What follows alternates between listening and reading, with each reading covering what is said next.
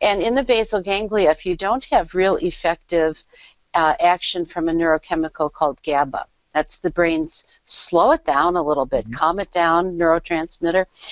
If you don't have real effective GABA and you're blessed with high drive norepinephrine, your chance of developing generalized anxiety is much higher because you already have this sort of keyed up system.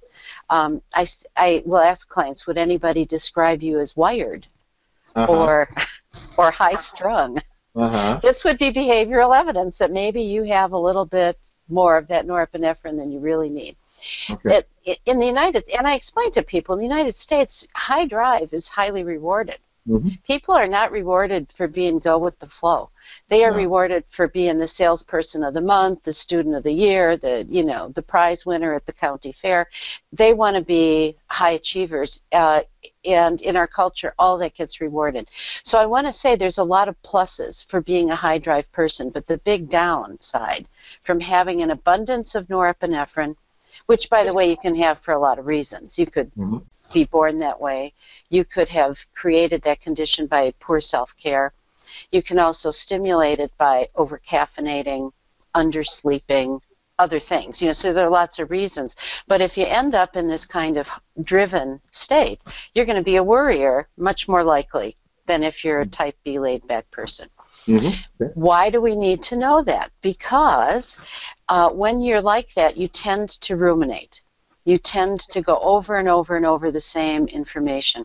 And if it's worry information, what if I lose my job? Over and over in your mind. You're literally creating a neurobiological rut in your brain. You're creating a pathway in your brain that makes it easier every time you're just sort of wandering along in your thoughts. It's easy to fall into the worry rut. And I want clients to know that A, you're likely to be that way if you're a high drive, highly energized person, because you're scanning the world for what's wrong. And it's usually easy to find something if you're looking hard enough. And that you tend to get stuck there when you have high norepinephrine and low GABA. So you tend to get repetitive, and now you're creating worry.